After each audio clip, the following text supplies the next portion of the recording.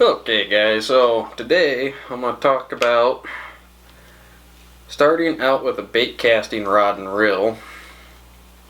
If you're just getting into fishing, or you've always used a spinner bait, fly rod, whatever, and you want to get into bait casting, I'm going to go over how to start out in that. Today I'm just going to touch on the subject of what to buy and what to get. Just to start out, what I recommend is going out, buying the cheapest rod and reel combo you can find. You don't need anything fancy. You don't need anything great. Just the cheapest thing you can find at your local store or Walmart or something, any place that sells fishing stuff for the most part. I'm using this Abu Garcia just as an example. I really don't recommend their stuff personally, but what you want to do is go out and find one that has the adjustable braking system on it on the outside. Some of them, the braking system's internal. That's not really the best one I'd recommend starting with. You want something that's adjustable on the outside, because you're going to be adjusting it a lot later on in these videos.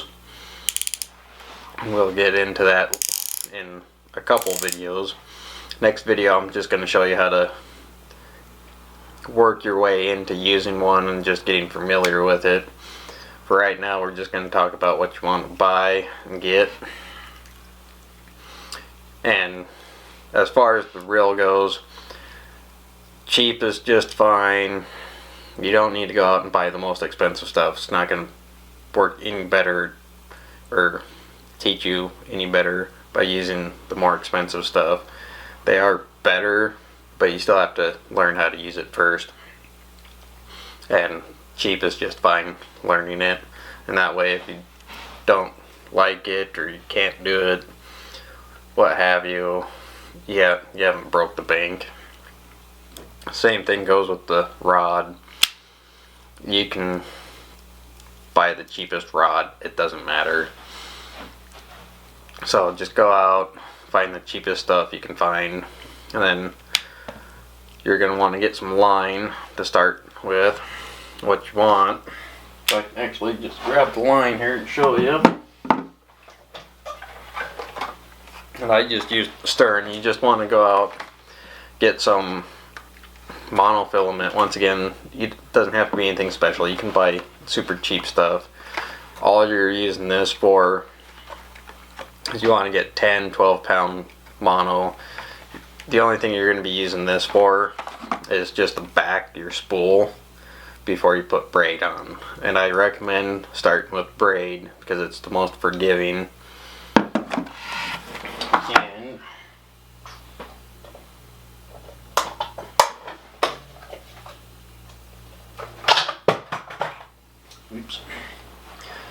I just recommend, you can get spider wire if you want. I don't know who the cheapest braid is out there as far as accessibility in the stores and stuff. You can also buy fishing stuff offline. You can get on Amazon or Bass Pro or Tackle Warehouse, whatever. Just buy a really cheap combo and the line offline if you want. Really doesn't matter where you get the stuff. The reason I recommend going with the braided line is it's a lot more forgiving when you're first starting out. Because if you get a backlash and braid, it comes out much easier. See if I can backlash this thing.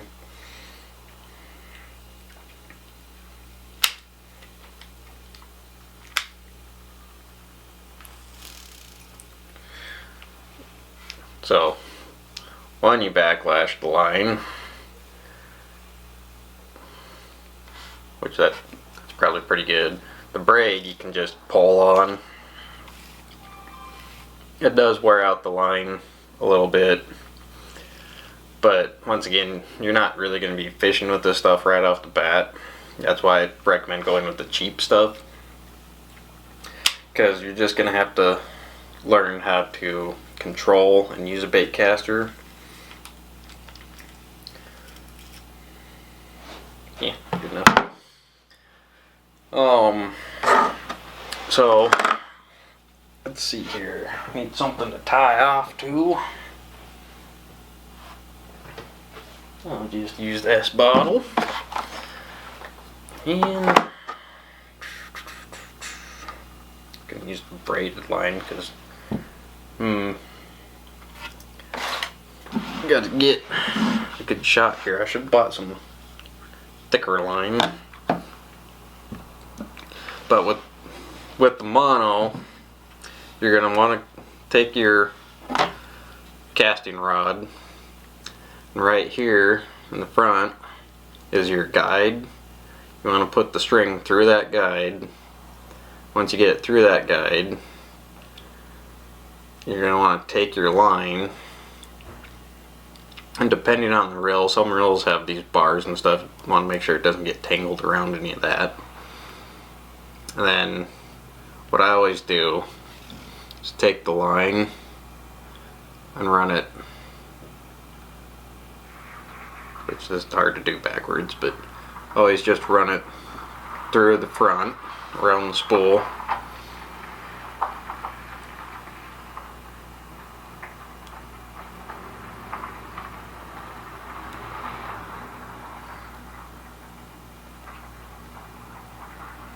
See if I can do this. Come on.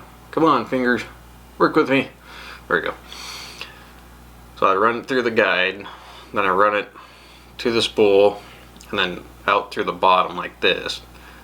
The reason I do it that way is just a lot easier to navigate it around everything without getting stuck on anything. Then I run the, see if I can focus that a little bit better here. Come on, camera, focus. So I run it through the bottom there like so. And then I just run it back up on the other side of the spool, out the top.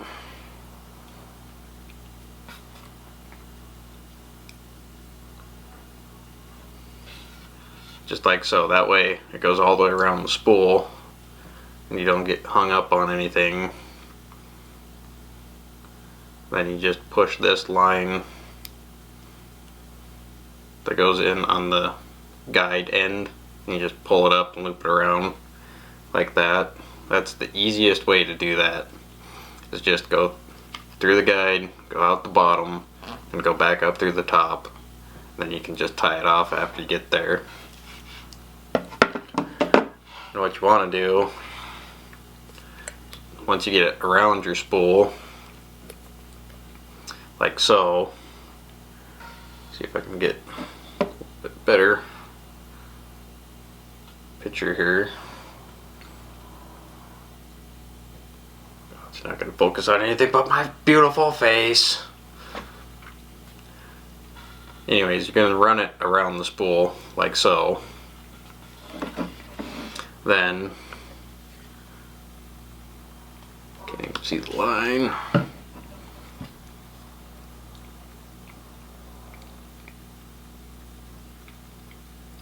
Anyways, see if I can get, maybe if I move away, there we go. Then you're just going to pretty much run it around your spool. Then you're going to take your tag end and just tie a half hitch around the line, just like so. So your main line is running through that half hitch. You're just going to pull that tight. Then you're going to tie another half hitch in the end of your line here.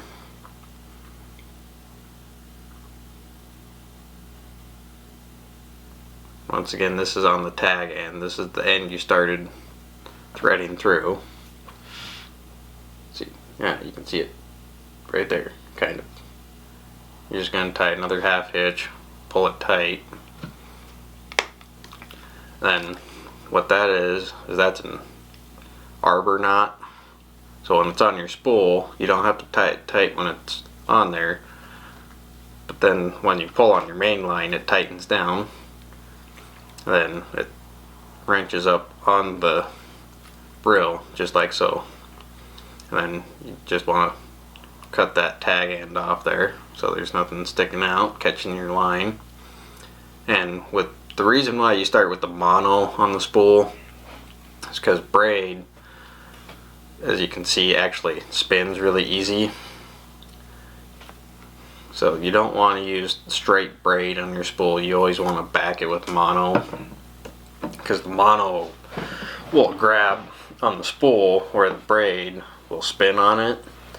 So when you're out fishing, and if you just have straight braid on there, anytime a fish bites it and you go and wrench down on it, it's actually going to spin, so you're not going to get a very good hook set, and you're going to miss more fish that way. So you always want to back your line. Then, where'd my clippers go? I got entirely too much junk on my rack here. I'm not sure where my clippers went. Anyways, let's take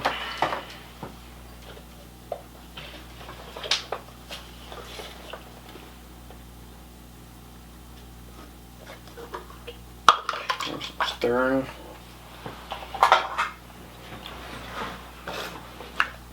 So now, once you get your mono on there, and on the spool itself, there's going to be little divots where the line sits, and it's going to run up a little bit. Can't really show you because I don't have an empty reel at the moment, but you're going to want to find that spot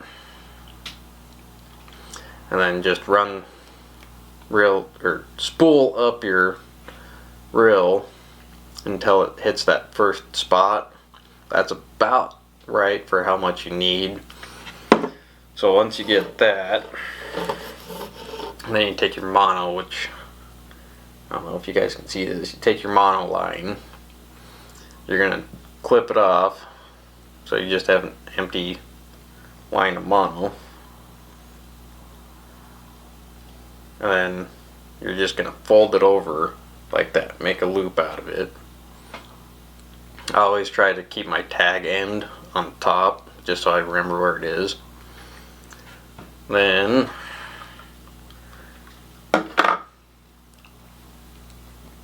you're gonna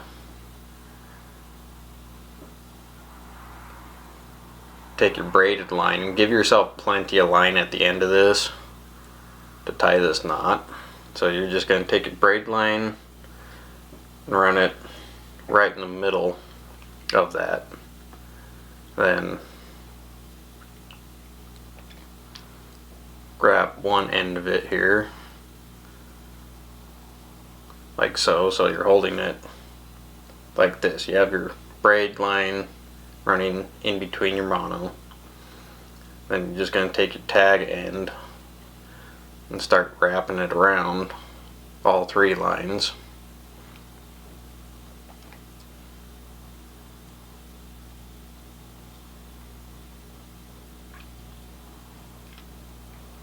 And you want to do this minimum of 6 times to start with,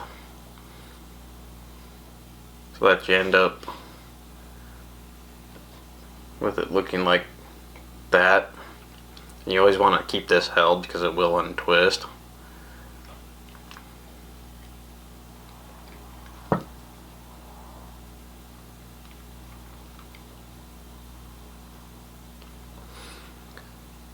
So now you want to take that braid, keep twisting it the same direction, and twist it through there probably 4 times, a minimum of 4 times I should say. So you want to do 6 and then 4 through that loop. So you're just tying the mono, one strand of the mono and the strand of braid onto the bottom of that loop. Then you're just going to pull this whole knot tight. And once again, I don't recommend letting go of that back end because, like I said, it'll untwist on you. You just want to pull this and you want to wet it before you pull it tight. That way the knot tightens up nice and good. And of course it pulled right out. But that's your Albright knot. It might take a couple tries to do it. I didn't tie a really good one there because I was trying to give you guys an example. I'll tie it one more time here just for the purpose of it, because this is a pretty complicated knot. It's a line-to-line knot, and it's once you tie it, you're pretty much never going to redo it unless you change the line. And for what we're going to be doing, teaching you how to use a bait casting rod, it won't really be a big deal because the braid is pretty forgiving, like I said, so you can give it a couple goes before you actually really need to change it, even when you're not out in the water using it. But once you actually decide to take your fishing rod out to actually start fishing, you're going to want to change out with better line.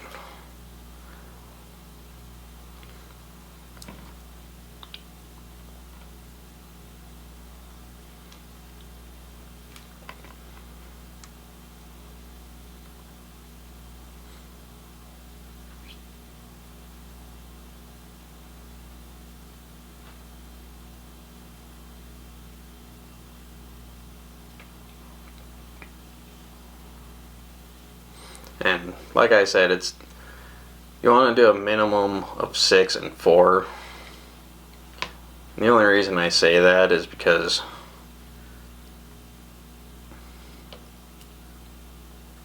it's not a beautiful knot.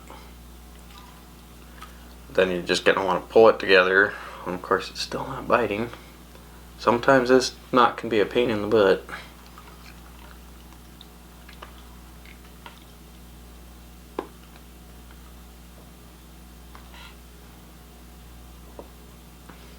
But anyways, you're going to tie it like that, and it might take you a couple tries, just like it took me 2 tries and I still haven't got it.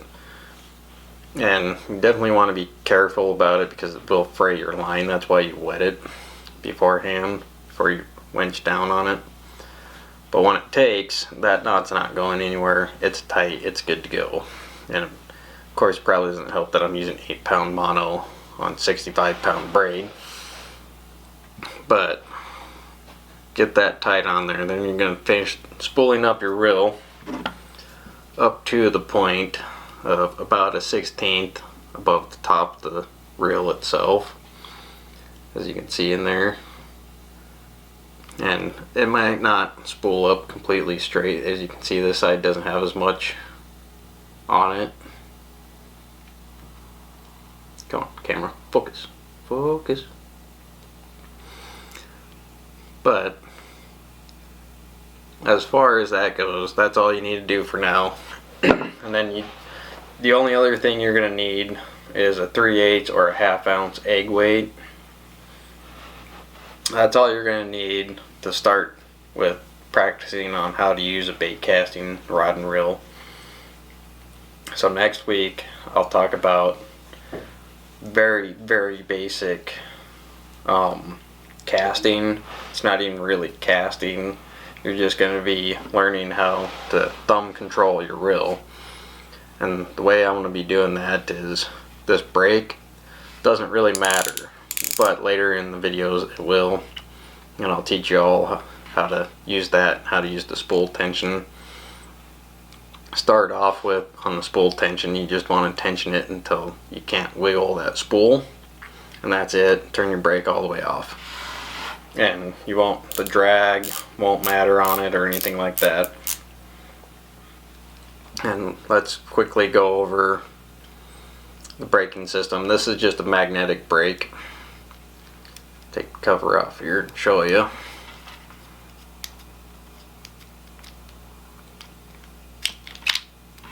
So in here there's just a bunch of magnets, and it just slows the spool down at the end of the cast. It feathers the cast. That does become really useful later on. But for now, you're just going to want to leave that turned all the way off, because they're going to be, some of them are numbered, this one's not. It does have a max on it, so you want to put it all the way down to minimum or off, depending on what reel you get. The brand of the reel doesn't really matter. You can buy the cheapest thing you can find. Typically, if you can find a combo deal that's already put together, it's already cheap enough. Like Lew's has a pretty cheap combo out there. Just about everybody does, really. So just get out there, buy a rod and reel combo. Cheaper the better. Make sure it does have the external braking system on it. They all have the spool tensioner on it and the drag. Once again, you don't have to worry about the brake or the drag for the next part. You just have to worry about the spool tensioner, which is this little knob here, which just tensions the spool on. If you loosen it all the way up, still not loose, loosen it all the way up, and this in here moves back and forth. You just want to tighten it up till it just barely moves back and forth, or you can even go a little bit tighter than that to start with. But that's it for this video. Just get out there, buy a really cheap rod and reel combo, cheap line, spool it up, and then next week we'll start talking about thumb control and basic casting. Don't forget to buy the weights. You don't need to buy anything else. Just rod and reel combo, the mono line, the braided line, and a 3/8 or a 1/2 ounce egg weight.